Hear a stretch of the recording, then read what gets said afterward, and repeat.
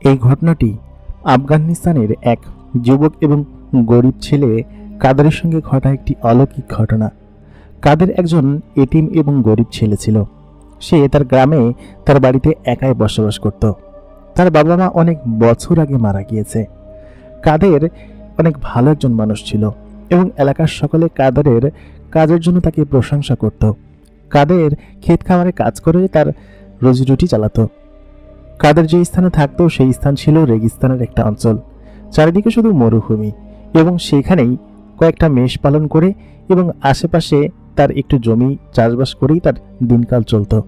কাদের মনের দিক দিয়ে বেশ ভালো একজন ছেলে ছিল এবং সেই এতিম কাদের সঙ্গে একটি ঘটনা ঘটে। সে এমন এক ষড়যন্ত্রের শিকার হয় যে ষড়যন্ত্র তাকে একদম গোড়া থেকে উপড়ে ফেলার জন্য তার চাচা করেছিল এবং তাকে উদ্ধার করে একটি জিন মেয়ে এবং সেই জিন মেয়েটি কাদেরের প্রেমে পড়ে যায়। কারণ কাদের নেক, ভালো এবং খুব ভালো একটা ইনসান ছিল, যেটা দেখে একজন জিন তার প্রেমে আশিক হয়ে যায়। এবং আজকে আমরা জানব কাদেরের সেই জীবনের ঘটনা। আফগানিস্তানের চারিদিকে শুধুমাত্র মরুভূমি, অনেক অঞ্চল আছে যেখানে কোনো গাছপালা নেই। ঠিক ওরকমই একটি স্থানের ঘটনা এটি। আজকে আমি আপনাদের সঙ্গে সেই ঘটনাটি শেয়ার করব। আসসালামু আলাইকুম দর্শক, সকলে কেমন আছেন? প্রতিদিনকার মতো কণ্ঠে আমি আরজে ইমরান আপনাদের সঙ্গে আছি। আজকে আমরা জানবো কাদেরের জীবনের ঘটনা। কাদের একজন সাধারণ এতিম যুবক ছিল যে কিনা এলাকার সকলকে সাহায্য করত এবং সে যে স্থানে থাকতো সেখানে পানির বেশ সংকট ছিল। কাদের পৈতৃক সূত্রে রেখে যাওয়া একটি কুয়া ছিল। সেই কুয়ার মাধ্যমে সে মানুষকে পানি খাইয়ে সাহায্য করত এবং সেই কুয়া থেকে আশেপাশের কোনো মানুষ যদি তার কুয়া থেকে পানি নিত তাহলে সে তাদেরকে কিছু বলতো না, কারণ কাদেরের যতটুকু প্রয়োজন তার থেকে বেশি পানি তার কুয়াতে থাকতো। সেই কুয়ার উপর নজর ছিল তার চাচা, তার যে চাচা ছিলেন তিনি ওই কুয়াটা হাতাতে চেয়েছিলেন, সে সঙ্গে কাদেরের যেসব সম্পত্তি আছে সেইগুলো। কিন্তু কথায় আছে রাখে আল্লাহ মারেকে, ঠিক সেরকমভাবেই কাদেরের সঙ্গে ঘটল এক অলৌকিক ঘটনা। সেই ঘটনাটি আজকের ভিডিওতে আমি আপনাদের সঙ্গে শেয়ার করব। সেহেতু এই ভিডিওটা শেষ পর্যন্ত অবশ্যই থাকুন। আপনি যদি এখন পর্যন্ত আমাদের চ্যানেলটাকে সাবস্ক্রাইব না করে থাকেন তাহলে অবশ্যই চ্যানেলটাকে সাবস্ক্রাইব করে পাশে থাকা বেল নোটিফিকেশন অন করে দিন, যাতে করে নতুন ভিডিওর নোটিফিকেশন সবার আগে আপনি পেয়ে যান।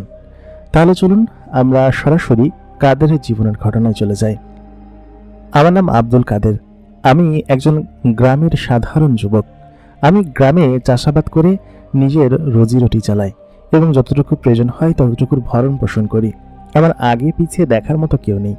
আমার আব্বা মা অনেক বছর আগেই আমাকে এতিম করে রেখে চলে গিয়েছেন। কিছু বছর আমি আমার দাদির কাছে মানুষ হয়েছিলাম, কিন্তু তারপর আমি আমার মতো করেই চাষবাস করে আমার জীবনযাপন করতে শুরু করি। আমি সবসময় চেষ্টা করতাম মানুষের সাহায্য করার। যেমন কেউ যদি আমার দ্বারে আসতো কোনো কিছু চাইবার জন্য, তাহলে আমি তাকে কখনোই ফেরাতাম না, কারণ আমি বিশ্বাস করি আল্লাহ তাআলা হয়তো খুশি হন কোনো জরুরতমন্দ অথবা যার প্রয়োজন তাকে কোনো কিছু দিলে। আমার মোটামুটি বেশ ভালোই সহায় সম্পত্তি ছিল, তবে আমি একা এতিম এবং একাই বসবাস করতাম। আমার আব্বা আমার জন্য একটি ছোট্ট খেজুর বাগান এবং সেই সঙ্গে একটি কুয়া পৈতৃক সূত্রে আমাকে দিয়ে গিয়েছিলেন, মানে আমার জন্য রেখে গিয়েছিলেন। সেই দুটো দিয়েই আমার ইনকাম এবং রুজি চলে। সেখানে বেশ কিছু খেজুর গাছ আছে, তা থেকে কিছু খেজুর হয় এবং সেগুলো আমি বিক্রি করে আমার বছরের মোটামুটি খরচ চালাই, আর সেগুলো থেকে মানুষকে সাহায্য করার চেষ্টা করি। আর একটি কুয়া আছে, সেই কুয়া থেকে আমি মানুষকে পানি ধার দিতাম।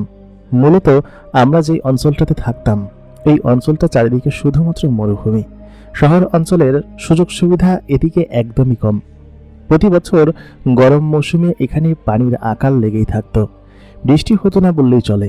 এবং সেই বছর ঠিক একই ঘটনা ঘটল। ওই বছর বৃষ্টি খুব কম হলো, যে বছর মূলত আমার সঙ্গে এই ঘটনাটি ঘটে।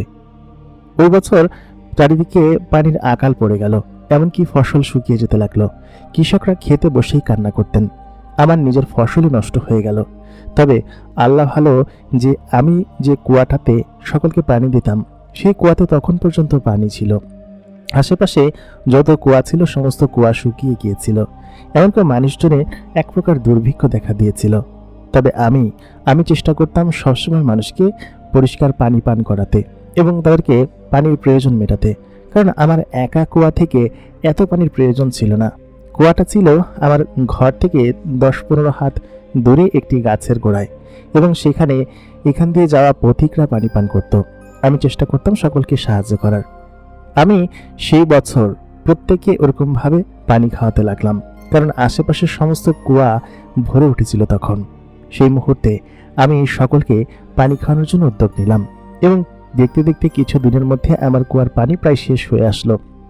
তবুও আমি মানুষকে পানি নিতে বাধা দিতাম না, কারণ তারা খেয়ে পড়ে বাঁচলে আমি অন্ততপক্ষে শান্তি পাব। কিছুদিন যেতে সেই কুয়ার পানিও ফুরিয়ে আসলো। চারিদিকে দুর্ভিক্ষ এবং আকাল এমনভাবে তৈরি হয়েছিল যে সেই দুর্ভিক্ষর মধ্যে দিয়ে আমি যেন কাউকে কোনো সাহায্য করতে পারছিলাম না। আমার নিজেরই সবসময় মন খারাপ থাকতো। এদিকে আমার ফসল নষ্ট হয়ে গিয়েছে, শুধুমাত্র আমার ফসল নয়, পুরো গ্রামের সমস্ত লোকের ফসল নষ্ট হয়ে গিয়েছে। সেদিনকে আমি আমার কুয়ার ধারে বসেছিলাম। ওইখানের এক দম্পতি আসলেন সেখানে পানি নেওয়ার জন্য এবং বলল, কাদের, তোমার কুয়া থেকে কি একটু পানি নেওয়া যাবে?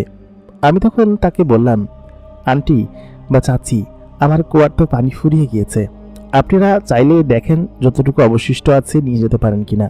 আমি জানি এই বছর অনেক আকাল পড়েছে এবং সেই সঙ্গে গরমও পড়েছে। আমরা এখন আল্লাহ তাআলার নিকট দোয়া প্রার্থনা ছাড়া আর তেমন কিছুই করতে পারবো না, কারণ আল্লাহ তাআলা না চাইলে আমাদের এই কুয়া পুনরায় ভরে উঠবেন না, আর মাটির নিচে থেকে যে পানি আসবে সেরকমটাও দেখছি না। প্রতিদিন যতটুকুই উঠছে তা বিভিন্ন মানুষে নিয়ে যাচ্ছে। আজকে যতটুকু উঠেছিল সবাইকেই দিয়ে দিয়েছি। তারপর তিনি এক প্রকার কান্না করতে করতে চলে যাওয়ার জোগাড় ছিল। ওই সময়ে আমার বাসায় একটু পানি অবশিষ্ট ছিল। আমি তখন সেই বাচ্চা এবং সেই মহিলাটাকে সেই পানি মশক ভরে দিয়ে দিলাম। তারা সেই পানিগুলো নিয়ে গেলেন।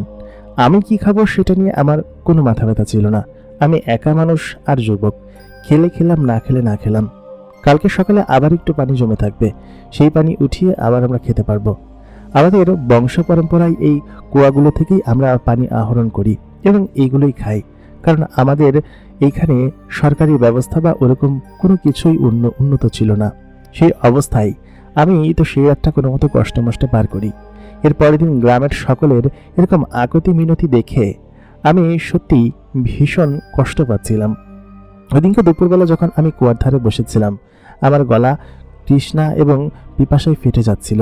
তবুও কারোর কাছে এক বিন্দু পানি চাওয়ার জন্য হয়তো যেতে পারিনি, কারণ কারোর কাছে যে পানি নেই। ওই মুহূর্তে তখন আমার চাচা আমার কাছে আসলেন। তিনি এসে আমাকে জানালেন যে, কাদের, তোমার এই কুয়া থেকে পানি উদ্ধার করার একটা পন্থা আমি পেয়েছি।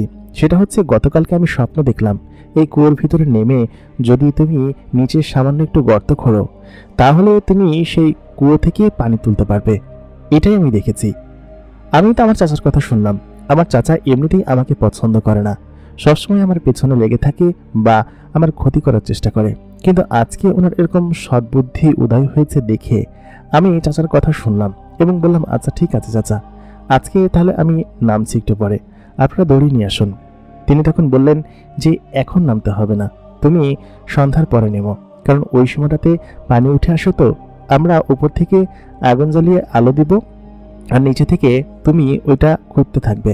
তুমি নিচে গেলেই হয়তো সেটা ভালো হবে, আর অন্য কেউ তো পারবে না, কারণ এটা তোমার কুয়া। আমার চাচা অনেক আগে থেকে আমার এই কুয়াটা দখলদারের জন্য নানান ফন্দি ফিকির করেছিল, তবে এখন কিভাবে ভালো হয়ে গেল সেটাই চিন্তা করছিলাম। চাচা আমাকে সন্ধ্যার পরে দড়ি নিয়ে এবং সমস্ত 3-4 জন লোক নিয়ে তিনি সেখানে আসলেন। এসে আমাকে দড়ি বেয়ে নিচে নামতে বললেন। আমি সেই দড়ি বেয়ে খানিকটা নিচে নামলাম। নামার পর আমি চাচাকে বললাম, চাচা, আমি তো নিচে কিছু দেখতে পাচ্ছি না, কারণ হচ্ছে এইখানে তো অন্ধকার, আপনি আগুনটা জ্বালান আর আমার কাছে নিচে আগুনটা দিয়ে দিন। তখন তিনি হঠাৎ করে বললেন যে, অনেকদিন পর সুযোগ পেয়েছি তোকে এই কুয়ার ভিতরে ফেলে মারার, কারণ হচ্ছে এই কুয়া এবং তোর জমি জমা সমস্ত কিছু আমি দখলদারিত্ব করার জন্য অনেক আগে থেকেই ভাবছিলাম, কিন্তু এবার সুযোগ পেয়েছি, এই গভীর কুয়ার ভিতরে তুই পচে মর। কুয়াটা অনেক গর্ত ছিল এবং খুব গভীর ছিল। কুয়ার মধ্যে তিনি হঠাৎ করেই আমাকে নামিয়ে দিয়ে উপর থেকে দড়ি কেটে দিলেন। দড়ি কেটে দেওয়ার পর আমি সেই কুয়ার ভিতরে পড়ে গেলাম। কতখানি উপর থেকে নিচে পড়েছি জানি না, তবে কাদা থাকার কারণে আমি হয়তো বেঁচে গিয়েছি। নিচে খানিকটা নরম মাটি ছিল, সেই নরম মাটির সুবাদে আমি নিচে পড়ে খুব বেশি একটা ব্যথা পেলাম না। তারপর আমি খেয়াল করলাম আমার চাচা উপরে পাথরের বড় বড় খণ্ড, যেটা কিনা স্ল্যাবের মতো দেখতে, সেগুলো দিয়ে তিনি উপরের সমস্ত অংশটুকু একদম বন্ধ করে দিলেন। তিনি আমাকে বললেন যে তুই এখানে মর, তোকে মরার জন্য এখানে রেখে দিয়েছি। কালকে থেকে যদি কেউ এখানে পানি নিতে আসবে বলবি কি যে এখানে পানি ফুরিয়ে গিয়েছে, আর এই স্ল্যাবকে সরানোর চেষ্টা করলেই তোদেরকে এখান থেকে তাড়িয়ে দিবি।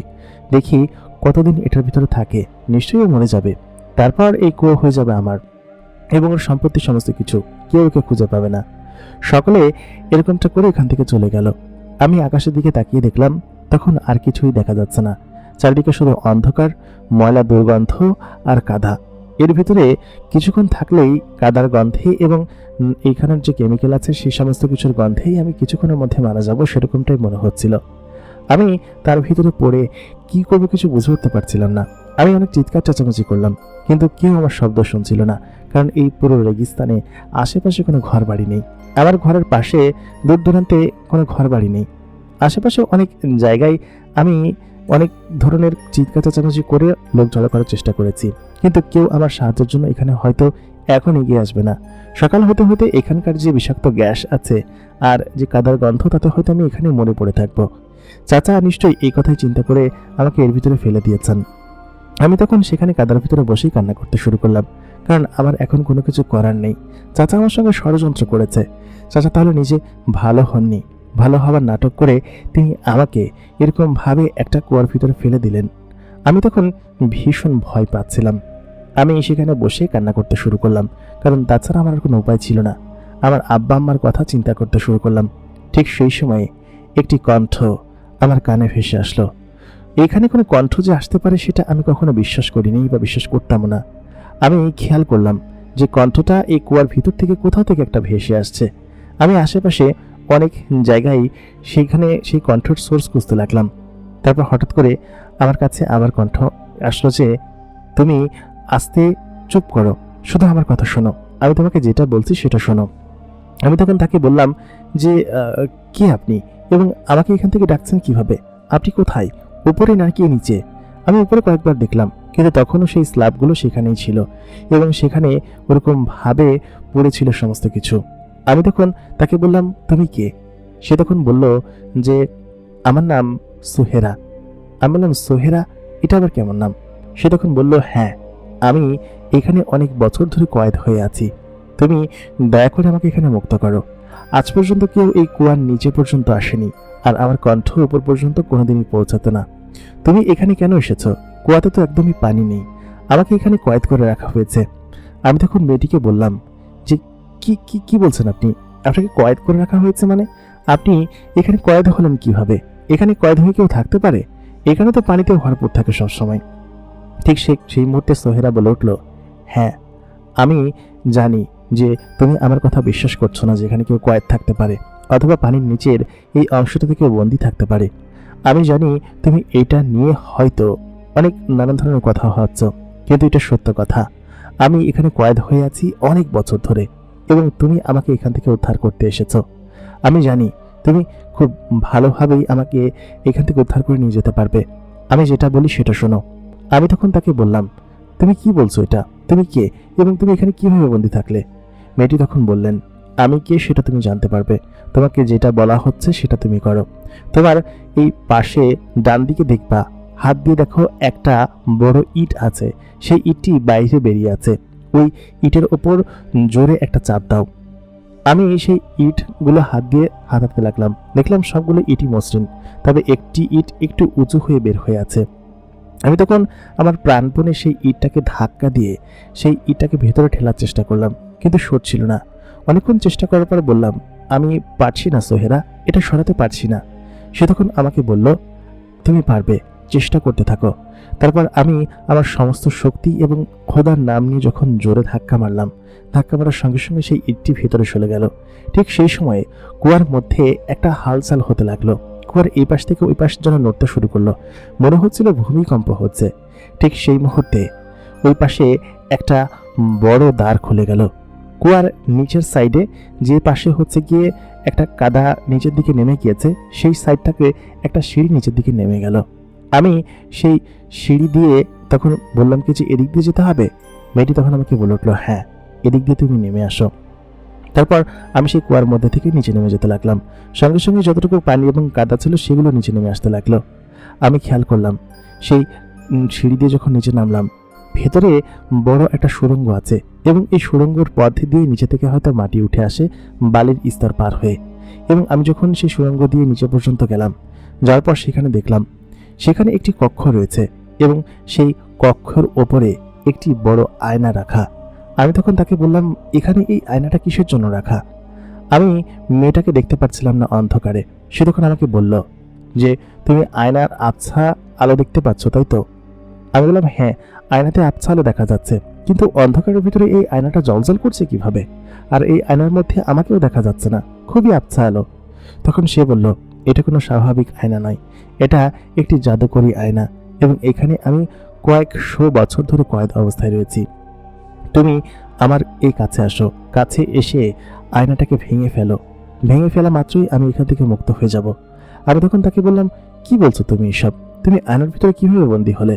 সে তখন বললো, কোনো প্রশ্ন করো না, তুমি আসো। তারপর আমি সেই আয়নার কাছে গেলাম এবং আয়নার কাছে যাওয়া মাত্রই সেই আয়নাটা ভেঙে ফেলতেই চারিদিকটা একটা ধোঁয়ায় ভরে গেল এবং ধোঁয়া শেষ হওয়া মাত্রই সেখানে একটি অলংকারের মতো আলো চারিদিকে ছড়িয়ে গেল।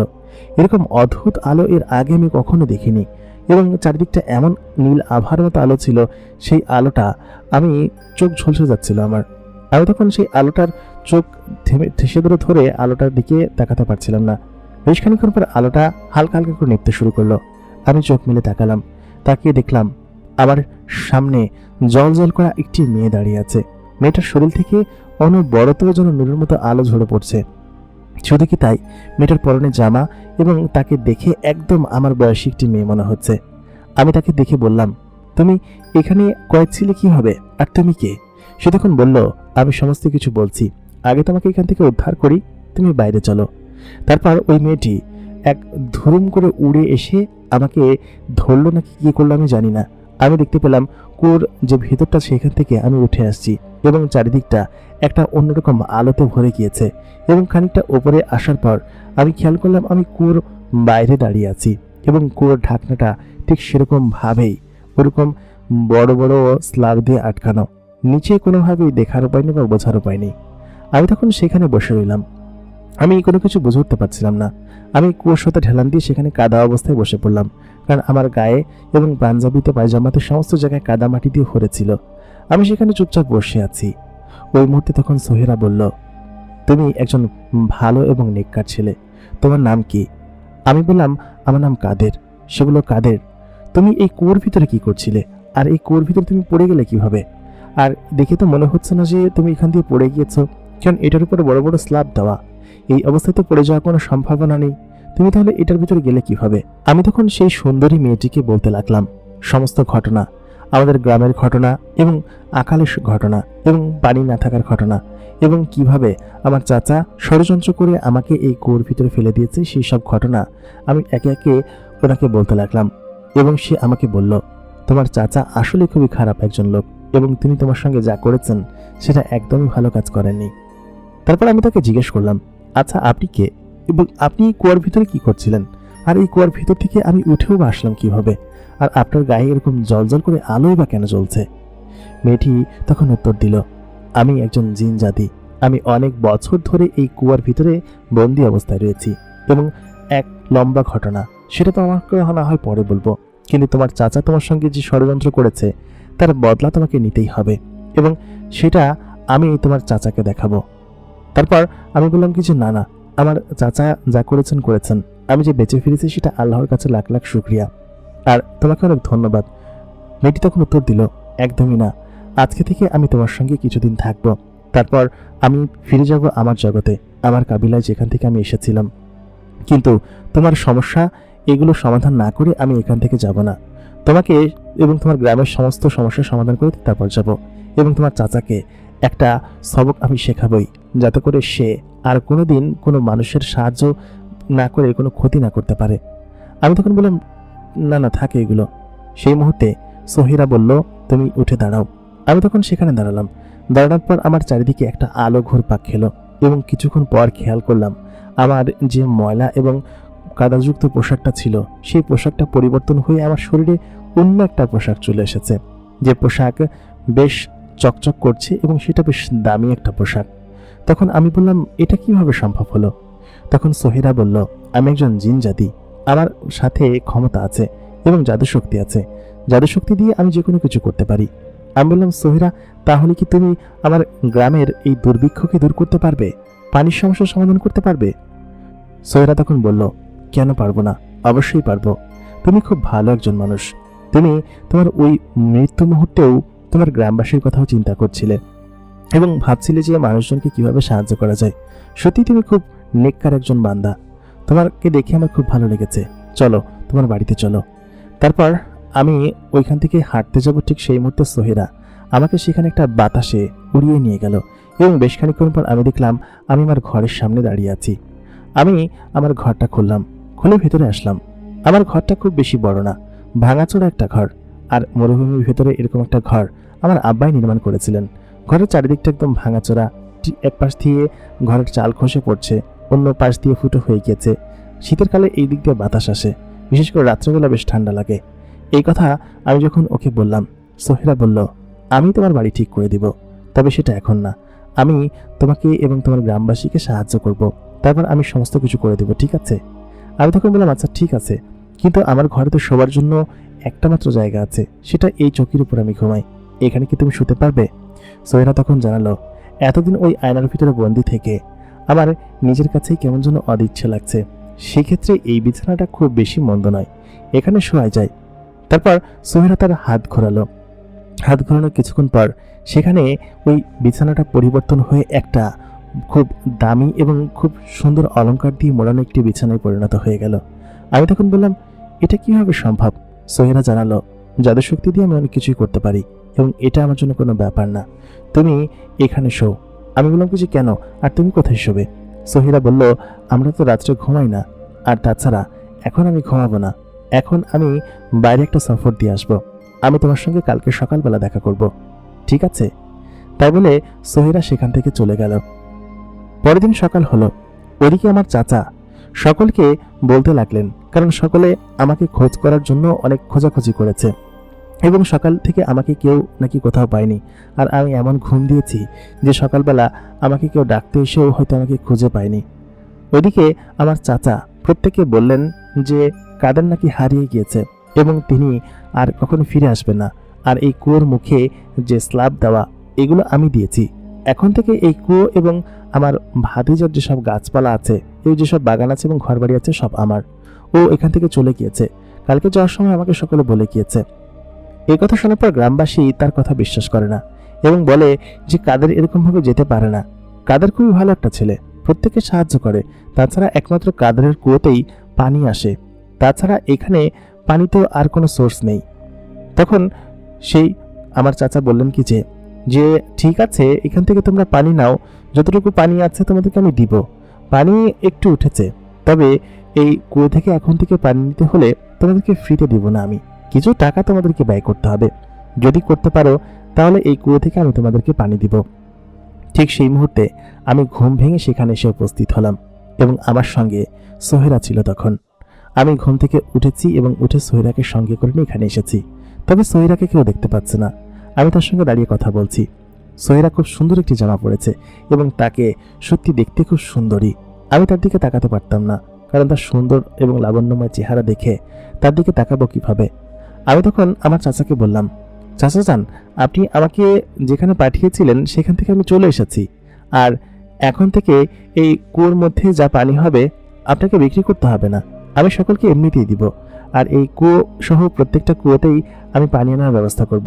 খুব শীঘ্রই আমাদের এই অঞ্চলে বৃষ্টি হবে এবং কুয়ো থেকে আমরা পানি উঠাতে পারবো। আপনি স্ল্যাবগুলো সরান, সরিয়ে দেখুন এটার ভিতরে পানিতে থই থই করছে। চাচা চাচান তখন আমাকে দেখে ভীষণ চমকে গেলেন। তিনি তখন ইতস্তত করে বললেন, আচ্ছা আচ্ছা ঠিক আছে, তুই যেহেতু এসে পড়েছিস, ভেবেছিলাম এই কুয়োর পানি বিক্রি করে তোকে কিছু অর্থ জোগাড় করে দিব, কিন্তু তুই এসে পড়েছিস যেহেতু। চাচাজান তার দলবল নিয়ে সেখান থেকে ইতস্তত করে চলে গেলেন। চলে যাওয়ার পর আমি সকলকে বললাম, গ্রামবাসী শোনো, তোমরা সকলে আমার কুয়ো থেকে পানি ফ্রিতে নিতে পারবা, আর তোমরা কুয়োর উপর থেকে এই স্ল্যাবগুলো সরিয়ে দেখো, কুয়োর ভেতরে পানিতে থই থই করছে। গতকালকে আমি কুয়োর নিচে নেমে কুয়োর নিচেটা ভালো মতো গর্ত করে দিয়েছিলাম। এখন নিচে থেকে পানি উঠে আসবে, আমাদের আর পানি নিয়ে চিন্তা করতে হবে না।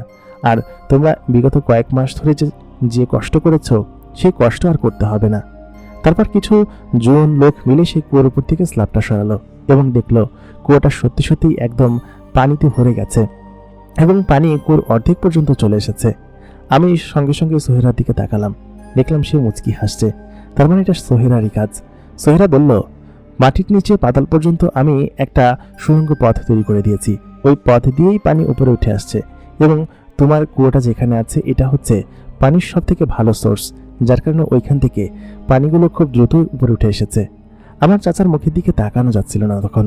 চাচা তখন সেখান থেকে রেগে বেগে চলে গেলেন এবং আমার দিকে আগুন দৃষ্টিতে তাকিয়ে ওখান থেকে চলে গেল। চাচা আমার জন্য এই গ্রামের অনেক কিছুই করতে পারেন না।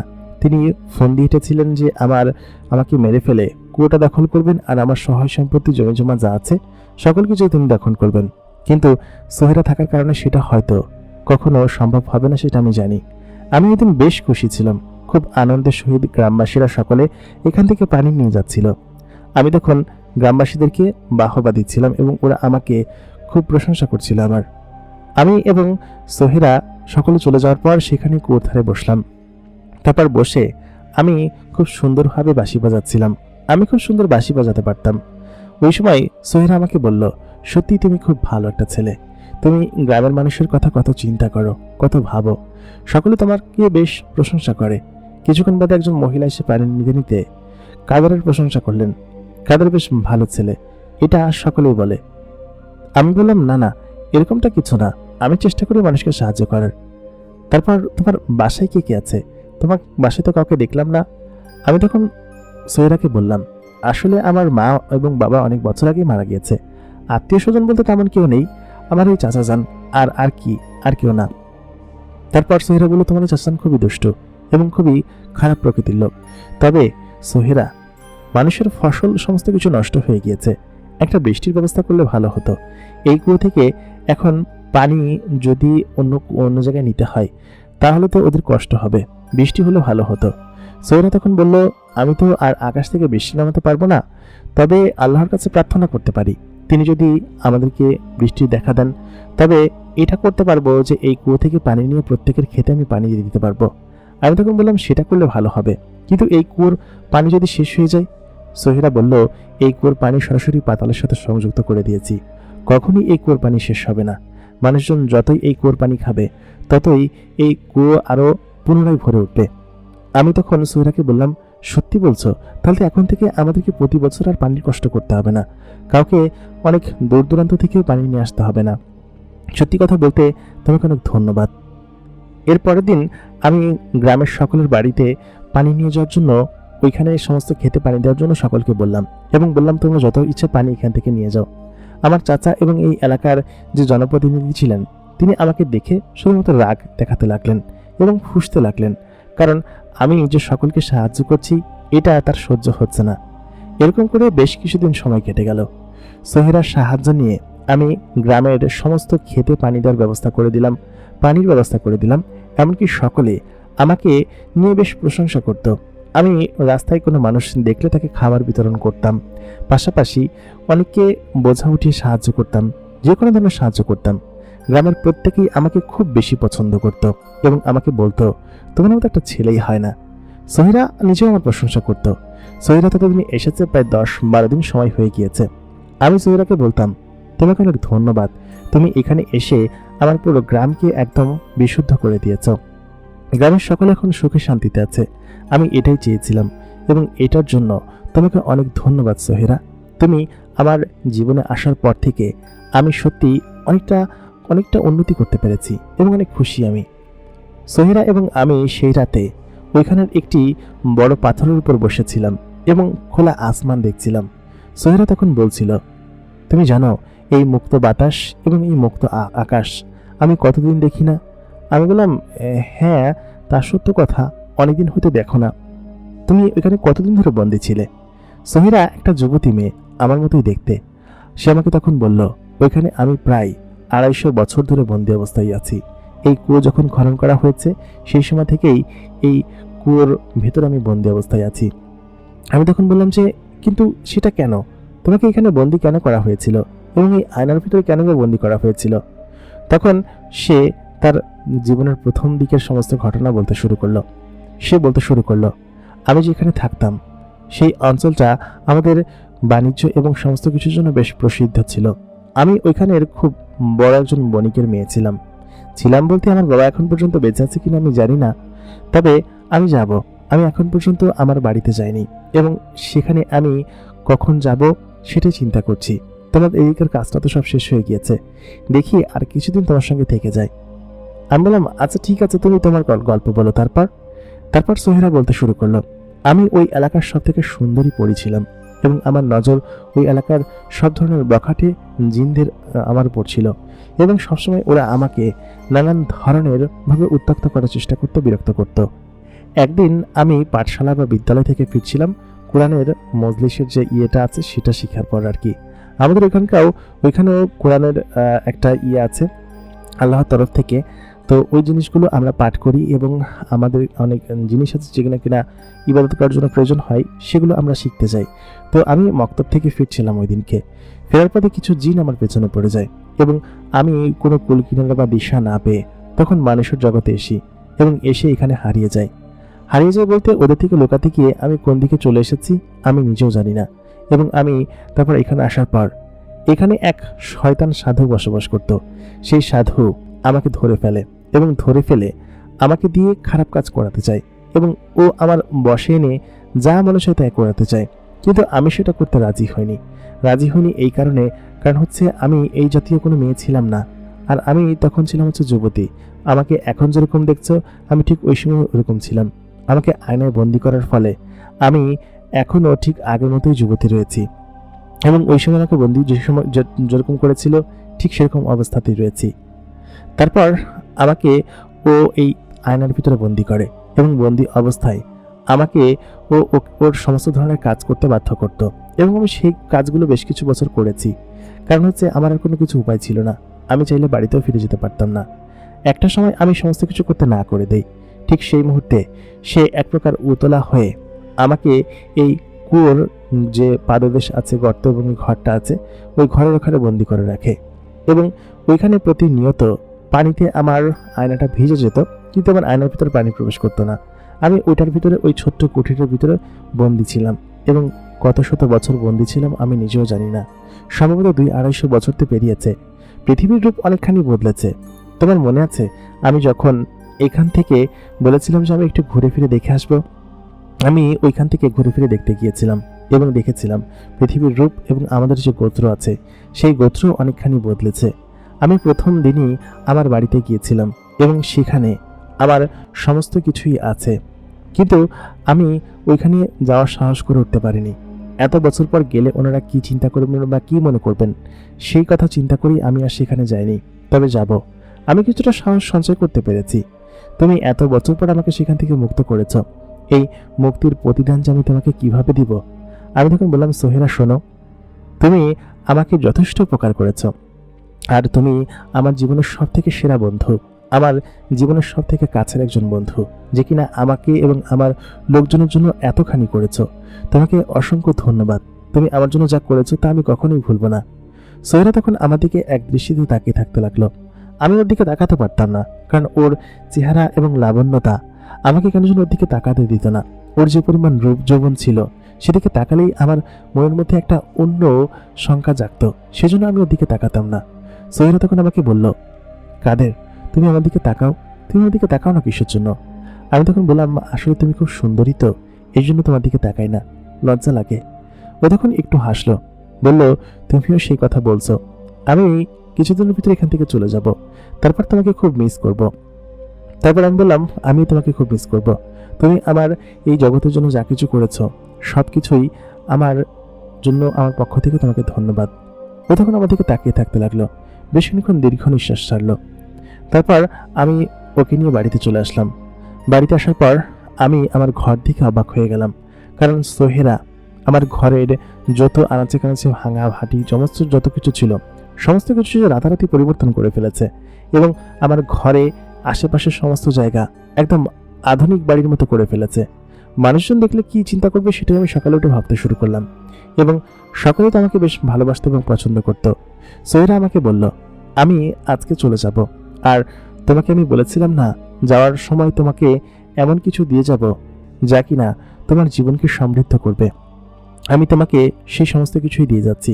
তোমার ঘরটা আমি একদম নতুন এবং পরিপাটি করে তুলেছি। সেই সঙ্গে তোমার যে বাগান আছে সেই বাগানের মধ্যেও এখন আর চাইলেও কেউ প্রবেশ করতে পারবে না, অথবা বাগান থেকে কেউ কোনো কিছু চুরিও করতে পারবে না। আর এই গ্রামে কোনো দিনই কোনো পানির সংকট হবে না। পানি আজীবন ওই কুয়ার মধ্যে থেকে উঠতে থাকবে, সেরকম ব্যবস্থা আমি করে দিয়েছি। আমি তখন বললাম, সোহেরা তুমি আরেকটা দিন এখানে থেকে যাও, তোমাকে তো আমাদের গ্রামটা ঘুরিয়ে দেখানো হয়নি। কালকে আমি এবং তুমি আমাদের গ্রামটা ঘুরে দেখব, তারপর না হয় তুমি চলে যাও। আর হ্যাঁ, মাঝে মধ্যে কিন্তু আমার সঙ্গে দেখা করতে এসো। তোমার ওইখানকার ব্যাপার এবং ওইখানে কিভাবে তোমাকে হচ্ছে গিয়ে তোমার বাবা মা দেখবে, দেখে তারা কি মনে করবে, বা এত বছর পর দেখলে কি হবে, সেই ঘটনা কিন্তু এসে আমাকে বলো। সোহেরা তখন আমাকে বলল, আচ্ছা কাদের, তুমি কি আমার সঙ্গে যাবে, আমার সঙ্গে আমার জগতে যেখানে আমি থাকি? আমি তখন বললাম, তুমি আগে যাও, সেখানে গিয়ে দেখা করো তোমার বাবা মার সঙ্গে এবং তোমার পরিবার আত্মীয় স্বজনদের সঙ্গে। সোহেরা বলল, আমার ছোট ভাই নিশ্চয়ই এখন অনেক বড় হয়ে গিয়েছে, তার নিশ্চয়ই স্ত্রী সন্তান হয়েছে, তারা নিশ্চয়ই সেই বাড়িতে বসবাস করে। আর আমার আব্বা এবং আম্মা বেঁচে আছে কিনা আমি জানি না, তারা বেঁচে না থাকলে হয়তো আমি সেখানে থাকতে পারবো না, কারণ আমার 3 ভাই আমাকে সেখানে থাকতে দিবে না। আমাদের জিনেদের কিছু নিয়ম আছে, নিয়মগুলোর মধ্যে থেকে একটা নিয়ম হচ্ছে মেয়েরা বড় হলে তাদেরকে সেখানে থাকতে দেওয়া হয় না, তাদেরকে বিয়ে দিয়ে সেই জিন গোত্রের সঙ্গে পাঠিয়ে দেওয়া হয়, আর ওই জিনের যে বাড়ি ঘর আছে সেটা ভাইদের হয়ে যায়। তো এতদিনে নিশ্চয়ই সেটা হয়ে গিয়েছে এবং ভাইয়ের ছেলেমেয়েরা সেগুলো দখল করে আছে। আমি জানি না আমার বাবা বেঁচে আছে কিনা, যদি বেঁচে থাকে তাহলে হয়তো তারা আমাকে কিছুদিন রাখবে মেহমান হিসেবে, তারপর আমাকে ঠিক চলেই আসতে হবে। আমি তখন সাহেরাকে বললাম, সাহেরা তুমি যে কোনো সময় আমার বাড়িতে আসতে পারো, আমার বাড়ির দরজা তোমার জন্য সমস্ত সময় খোলা থাকবে। সাহেরা আমার দিকে তাকিয়ে থাকলো, ওর চোখের মধ্যে একটা অন্যরকম ভাষা, যে ভাষা আমি হয়তো ওই দিন পড়তে পারিনি। ওর চোখের মধ্যে সেই ভাষাটা আমি ওই দিনকে না পড়তে পারলেও পরবর্তী দিন ঠিকই আমি ও চলে যাওয়ার পর বুঝতে পেরেছিলাম ও সবসময় আমাকে যেন কি বোঝাতে চাইতো, আমাকে বলতে চাইতো, কিন্তু আমি সেটা কেন যেন বুঝতে পারতাম না বা বুঝতে চাইতাম না। সোহেরা ওই দিনকে রাত্রবেলা চলে গেল। যাওয়ার সময় আমার দিকে খুব গভীরভাবে তাকিয়েছিল বেশ খানিকক্ষণ। তারপর হঠাৎ করে আমি দেখলাম সোহেরার চোখের কোণায় হালকা একটু পানির ছোঁয়া। তারপর সে হঠাৎ করে আমার চোখের সামনে থেকে মিলিয়ে গেল। সোহেরা যাওয়ার সময় আমাকে বেশ ধন দৌলত দিয়ে গিয়েছে, এটা আমি দেখতে পাইনি। আমার ঘরে বেশ কিছু দামি দামি ফার্নিচার, বেশ কিছু আধুনিক জিনিস এবং মরুভূমিতে ওই অঞ্চলে বসবাস করার জন্য যত ধরনের জিনিস লাগে সমস্ত জিনিস ও আমাকে দিয়ে গিয়েছে। ও যাবার পর কেমন যেন আমার মন খারাপ হয়ে থাকতো সবসময়, কারণ আমি সোহেরার সঙ্গে সবসময় গল্প করতাম, ওর সঙ্গে দেখা করতাম, ওর সঙ্গে থাকতাম এবং ওর সঙ্গে হাসি ঠাট্টা করতাম এবং গ্রামের সকলের সঙ্গে কথা হতো। কিন্তু সোহেরা আচমকা এরকমভাবে চলে যাওয়ার কারণে আমার মনের ভিতরে ভাটা পড়তে শুরু করলো আর কি। আমার মন খারাপ থাকতো সবসময়। আমি এদিকে ওদিকে তাকিয়ে সোহেরাকে কোথাও খুঁজে পেতাম না। রাত্রেবেলা আমার ঘুম আসতো না।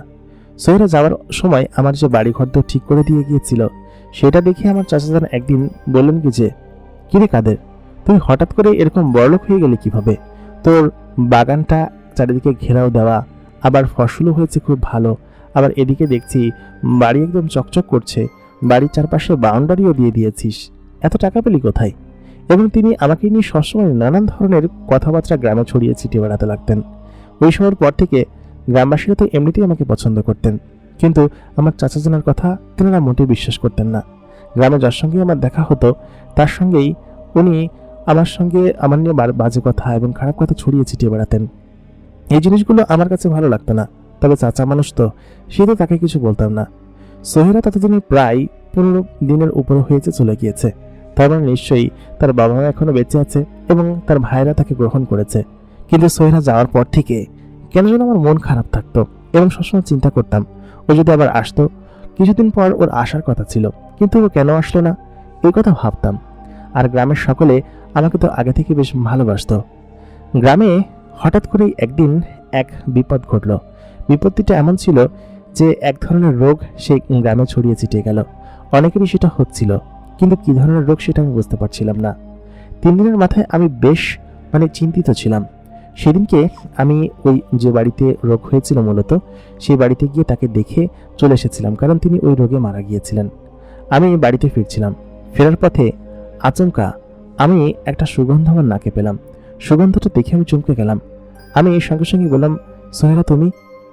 সোহেরাকে আমি দেখতে পাচ্ছিলাম না, কিন্তু সোহেরা যে একটা জিনজাদি এবং আশেপাশে থেকে আমাকে দেখছে সেটা আমি জানি। সোহেরা তখন আমাকে বলল যে, কাদের, আমার কথা তোমার মনে আছে? আমি বললাম, হ্যাঁ, তুমি কোথায়? তোমাকে তো আমি দেখতে পাচ্ছি না। সোহেরার সঙ্গে সঙ্গে আমার সামনে উপস্থিত হলো এবং তার চোখে তখনও জল ছিল। আমি তখন বললাম, কি হয়েছে সোহেরা, তুমি কান্না করছো কিসের জন্য? সোহেরা তখন আমার কাছে এসে আমার দিকে তাকিয়ে বলল, আমার দিকে একবার তাকাবে? আমি তখন ওর চোখের দিকে তাকালাম। আমি জানি এই কয়েকদিন ও চলে যাওয়ার ফলে আমি খুব ওকে মিস করছিলাম এবং এই অনুভূতিটা কিসের আমি জানি না। সোহেরা আমার দিকে তাকালো, তাকার পর আমাকে বলল, তুমি আমার এই চোখে কিছু দেখতে পাও না? আমি বললাম যে, কি দেখতে পাবো, আর তুমি কান্না করছো কেন? ও তখন আমাকে বলল, কাদের, আমি আসলে তোমাকে ভালোবেসে ফেলেছি। আমি তোমাকে ছেড়ে আমার জগতে যেতে পারিনি। আমি সেখানে গিয়েছিলাম, যাওয়ার পর আমি দেখলাম আমার যে বাবা তিনি অনেক আগেই মারা গিয়েছেন, আর আমার যে মা আছেন তিনি সেখানে পড়ে আছেন ওরকমভাবে আর কি। ছেলেটা তাকে দেখে সেরকমভাবে পড়ে আছে নাতিপতির সঙ্গে। তারা আমাকে সেখানে গ্রহণ করেনি এবং বলেছিল যে এত বছর পর এখানে কিসের জন্য। আমি সেখান থেকে সেদিনকেই চলে এসেছিলাম। এতদিন আমি তোমার আশেপাশেই ছিলাম, আমি দেখতাম যে তুমি কি করো, কিন্তু আমি এই কথা বলার সাহস তোমাকে আমি পাইনি যে আমি তোমাকে ভালোবেসে ফেলেছি। তোমার মতো এরকম সহজ সরল এবং নিকার একজন ছেলে যে কিনা আমার জীবনে এসেছে, আমি সত্যিই তোমাকে পেলে আমার জীবনকে ধন্য মনে করতাম। আমি তখন সোহেরাকে বলতাম, তুমি তো এই কথা আমাকে আগে বলনি, সেদিনকে কেন বললে না, যেদিনকে তুমি চলে যেতে চেয়েছিলে? সোহেরা তখন জানালো, সেদিনকে আমি বলিনি কারণ আমি দেখতে চেয়েছিলাম তুমি আমাকে আটকাও কিনা, কিন্তু তুমি তো আমাকে আটকালে না, এই জন্য আমি তোমার কাছে আসিনি আর। কিন্তু আজকে আমি যেন কেন নিজেকে ধরে রাখতে পারছিলাম না, তোমার কাছে আমার মন আসার জন্য প্রচুর ব্যাকুল হয়েছিল। আমি তখন সোহেরাকে সঙ্গে সঙ্গে জড়িয়ে ধরলাম এবং সোহেরা আমাকে বলল, আমি সারা জীবন তোমার সঙ্গে এরকমভাবে থাকবো এবং তোমার গ্রামে কোনো প্রকার কোনো সমস্যা আমি হতে দিব না। তারপর আমি সোহেরাকে জড়িয়ে ধরলাম এবং দুজনে হাঁটতে শুরু করলাম আমার বাড়ির দিকে। সেদিনকের পর থেকে আমাদের গ্রামে আর কোনো ধরনের কোনো সমস্যা হয়নি এবং ওই রোগ সোহেরা এক ওষুধের মাধ্যমে ঠিক করে দিয়েছিল। এবং সেদিনকের পরে আমি সোহেরাকে বিয়ে করে সেখানেই আমার বাড়িতে বসবাস করতে থাকি, কারণ কেউ জানতো না যে আমার স্ত্রী একটা পরী এবং এই গ্রামের যত সমস্যা এবং যত ধরনের বাজে উল্টোপাল্টা কাজ আছে সমস্ত কিছুর বিরুদ্ধে আমি সবসময় রুখে দাঁড়াই এবং সেটার পেছনে আমাকে সাপোর্ট দেয় আমার স্ত্রী সোহেরা। সোহেরা কোনোদিনই তার জগৎ আর ফিরে যাবে না, ফিরে গেলেও আমাকে নিয়ে যাবে, সেটাই আমাকে সবসময় বলে। ও আমাকে খুব ভালোবাসে এবং এই ভালোবাসা সত্যি একদম মূল্যহীন। প্রিয় দর্শক, আমাদের আজকের ঘটনাটি আপনাদের কাছে কেমন লাগলো অবশ্যই আমাদেরকে কমেন্ট করে জানাবেন। ঘটনাটি ভালো লাগলে অবশ্যই আমাদের চ্যানেলটিকে সাবস্ক্রাইব করবেন। এতক্ষণ কণ্ঠে আমি আর যে ইমরান আপনাদের সঙ্গে ছিলাম। দেখা হচ্ছে পরবর্তী এপিসোডে নতুন কোনো ঘটনা নিয়ে। ততক্ষণ পর্যন্ত সকলে ভালো থাকবেন, সুস্থ থাকবেন। খোদা হাফেজ।